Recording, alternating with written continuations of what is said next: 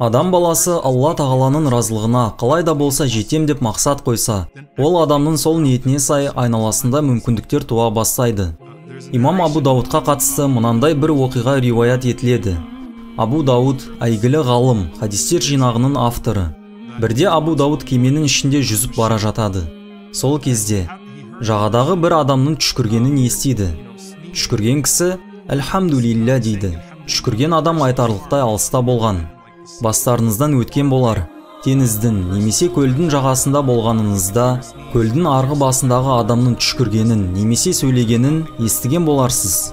Өйткені арада бос кеңістік бар. Сонымен шүкіріп «Әлхамдулилля» деген кісі алыста тұр. Имам Абу Дауд кеменің ішіндегі қайықтардың бірін жалға алып, кемеден бөлініп, түшкірген алыстағы адамға қайықпен жақындап келіп, «Ярхамукалла» дейді. Бұл ғұлама білгеніне амал ету арқылы сауапқа ұмтылған еді. Түшкірген адам «Әлхамдулилля» десе, оған «Ярхамукалла», Алла сені мейіріміне бөлесін деп айтуымыз керек.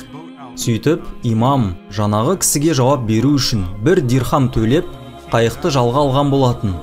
Қайықпен барып келгеннен кейін кемедегі адамдар одан неге олай істедің деп сұрайды. Сонда тыңдаңдар, түшкірген адам Алланың алдында дұғасы қабыл болатындардан болуы мүмкін дейді. Сол түні Ибн Аби Джамроның Шархул Мухтасарында келеді.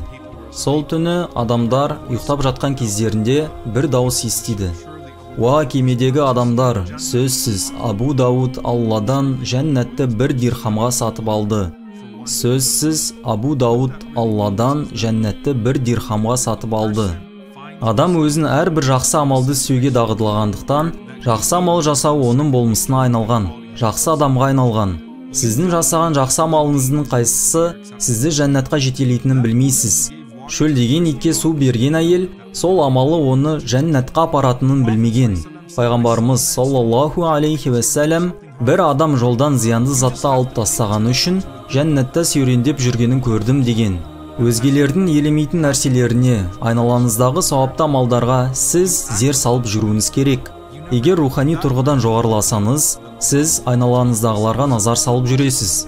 Жақсылық жасауға мүмкіндік бола қалса, бірден ұмтылатын боласыз. Себебі сол бір кішігірім, жеңіл санаған жақсы амалыңызды Алла тағала қабыл алып, сол амалыңыз арқылы жәннатқа кіруіңіз мүмкін. Алла тағала баршамызға фирдаус жәннатын нәсіп етсін. Әмин.